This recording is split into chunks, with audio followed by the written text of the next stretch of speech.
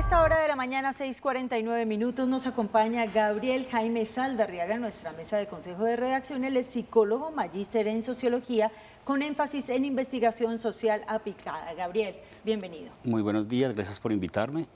Miren, hay un debate que se ha generado en el país ante la posible prohibición por parte del gobierno nacional de restricción de las redes sociales para los menores de edad. Hablemos de la implicación que podría tener este proyecto, cómo afectan las redes sociales a los menores de edad y hasta qué edad se considera un menor.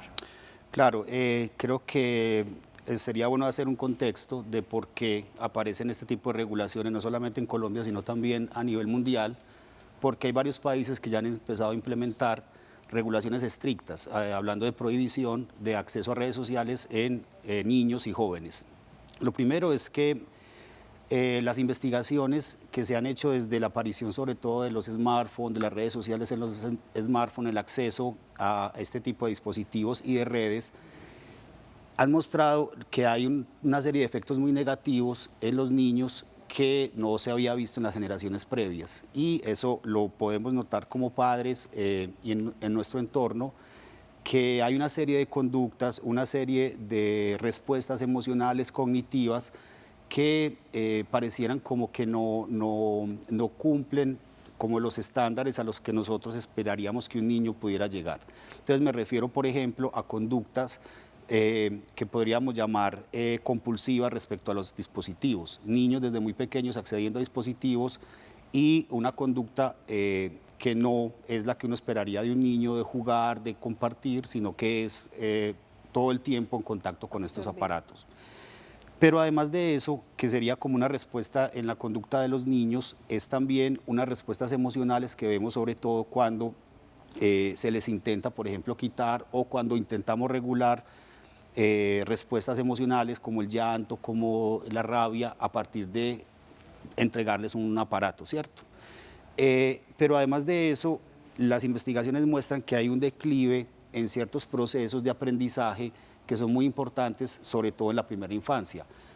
Hablamos de atención, hablamos de procesos de memoria, hablamos de lenguaje. Entonces son procesos que en el desarrollo de un niño son muy importantes para poder luego, en su adultez, poder dar respuesta a las demandas del entorno. Entonces pareciera que hay una afectación tan grande que no se está dando una respuesta adecuada que les permita, por ejemplo, una interacción social, una respuesta en términos académicos y en general una falta de pensamiento, llamémoslo crítico, respecto a la información que les llega. Gabriel, mire, es que cuando uno lee básicamente lo que se pretende hacer por parte del gobierno nacional, dice que no son restricciones absolutas.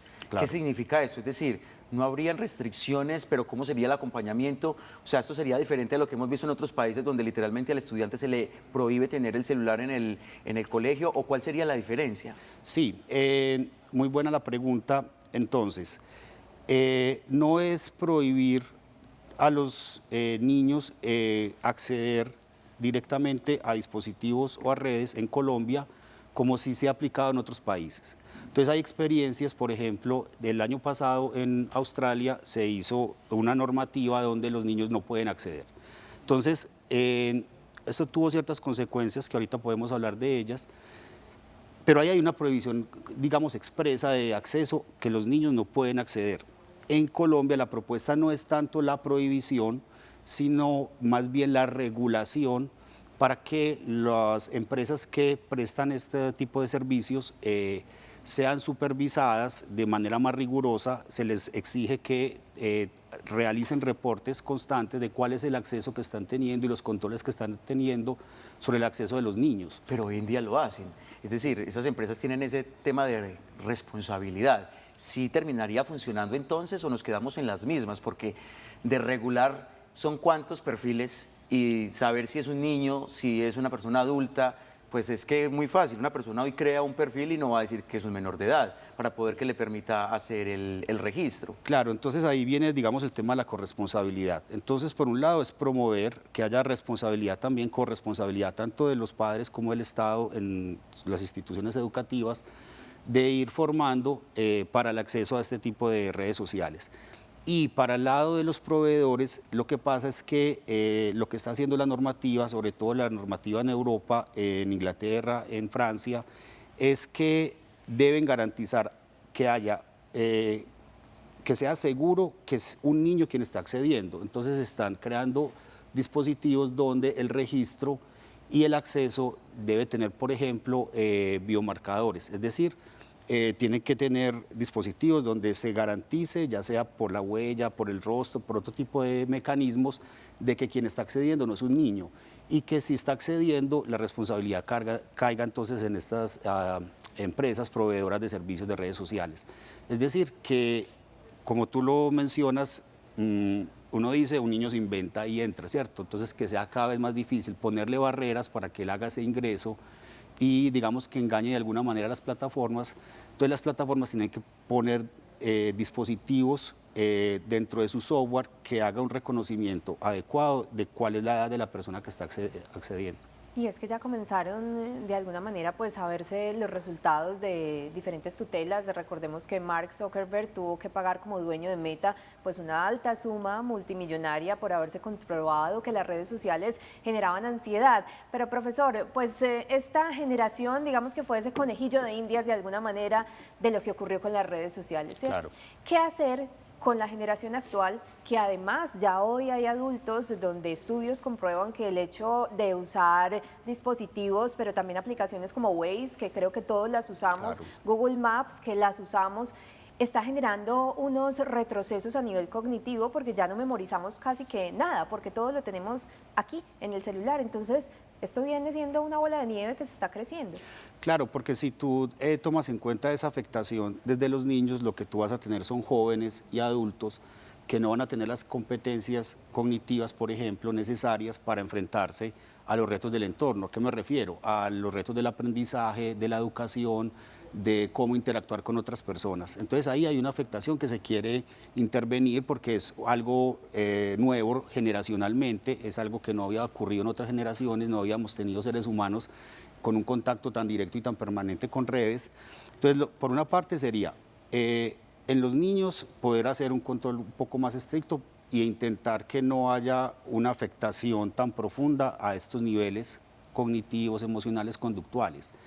Pero tú mencionas algo también muy importante y es que la afectación no se está viendo solamente en los niños, sino que observamos las conductas en los adolescentes como consecuencia de esta interacción, pero las últimas investigaciones lo que han ido mostrando también es que el consumo mayor de redes sociales y de interacción digital está ocurriendo en las personas mayores. Entonces tenemos personas mayores que como viven en un envejecimiento muy solitario, que no tienen una red de apoyo constante, lo que hacen con su tiempo libre cuando se retiran es todo el tiempo estar haciendo esto, que se llama scrolling. Entonces son personas mayores que suplen su falta de interacción social con redes sociales. Entonces vemos que ahí también empiezan a haber factores transversales a todas las edades, no solamente los niños, sino que los adultos mayores también están manifestando problemáticas sobre el consumo de redes. Claudia, ¿cómo ha cambiado el mundo entonces?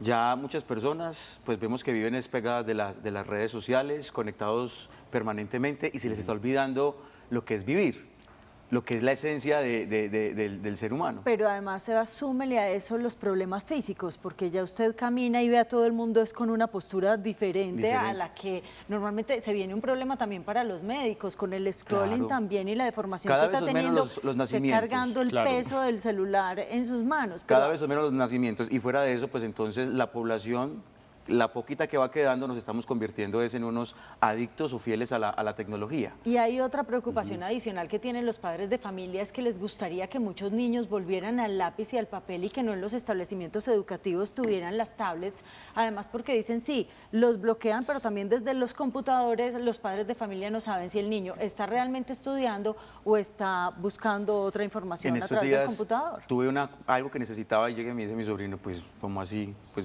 ¿por qué no miran el celular? en inteligencia artificial. O sea, ya tienen tan mecanizado el tema de que todo lo solucionan ahí, no se complican. Cualquier cosa van y la escriben ahí y básicamente se le piden consejos a inteligencia artificial de cómo conquistar el amor, de cómo hacer cualquier Estaba cosa. buscando cómo conquistar Estaba el amor. aprendiendo. Parece chiste, pero es anécdota. Pregúntenos. Profesor, pero eso nos da pie para hablar también de no satanizar la tecnología. Es que la No. tecnología bien manejada trae una apertura mental de estos niños que, es cierto, vienen con otro chip y resuelven una cantidad de cosas que de pronto otros, un poco más adultos, se quedan esperando y analizando como, bueno, cómo hacerlo, y ellos le tienen la respuesta a uno. Sí, digamos que se ha llegado a cierto tipo de acuerdo en el ámbito educativo y es, bueno, ya no se puede evitar, ya no se puede excluir completamente de la vida de los estudiantes, entonces la idea es que ellos, por lo menos en el ámbito escolar, tengan otras experiencias y esto ha llevado, por ejemplo, a que algunos países que habían iniciado procesos de digitalización muy profundas empiecen a sacarlos de las escuelas y vuelvan al lápiz y el papel. Lo que pasa es que en lápiz y papel hay una conexión muy diferente a simplemente hacer el scrolling, porque las conexiones del movimiento de la mano, que es un movimiento muy específico de los seres humanos, que tiene una conexión, digamos, de activación neuronal de redes muy importante, porque asocia entonces las ideas con el movimiento de la mano. Visualmente usted ya sabe dónde está ubicada la información que Visualmente, necesita. entonces hace un entrenamiento diferente. Entonces, digamos que a nivel cognitivo, entonces los psicólogos ya han empezado a desarrollar una respuesta a este fenómeno, digamos la parte negativa. Por el otro lado, si ya no podemos evitarlo, por lo menos regular, entonces hacer por lo menos una regulación, pero también empezar a ver cómo entrenar en pensamiento crítico de lo que produce la IA, que ese realmente es el problema. El problema es que cuando nosotros le cedemos el criterio a, no sabemos a qué, a lo que diga la IA, entonces lo que diga la IA es verdad, nosotros perdemos la capacidad de pensamiento crítico, que es lo que nos permite ver y tomar posición respecto a la información que tenemos. Entonces, y aún más delicado ahí, porque la información que ahora estamos consumiendo adictamente en plataformas digitales no necesariamente es real, correcta. Vemos mucha desinformación, medios alternativos que salen, personas que publican información manipulada y demás, y la gente termina convenciéndose de eso. Finalmente podemos hablar de un acompañamiento, es decir, hay personas que viven tan solas en este mundo de tanta gente que necesitan de la tecnología o de estas redes sociales simplemente para sentirse acompañados. Sí, hay personas que han empezado a recurrir, digamos, a estos agentes digitales que se expresan de forma muy humana. Entonces están entrenados para eso, realmente no son humanos, no tienen conciencia, son simplemente algoritmos que pueden mantener una conversación y en algunos casos puede generar una interacción que le permita por lo menos a la persona tener un momento, digamos, de, entre comillas, de compañía. Sin embargo, digamos que no es una compañía humana real que implique un reto en la misma convivencia. ¿A qué me refiero? Un problema de los agentes de inteligencia artificial es que son adaptables a cada persona. Entonces, lo que hacen es darte lo que tú quieres. Entonces, nunca hay un reto de, por ejemplo, enfrentar una frustración de que la persona no hace lo que yo quiera que haga, ¿cierto? Sino que te dan todo lo que tú quieres porque sabe, te conoce incluso mejor que tú a ti mismo, entonces te va a dar las respuestas que tú esperas.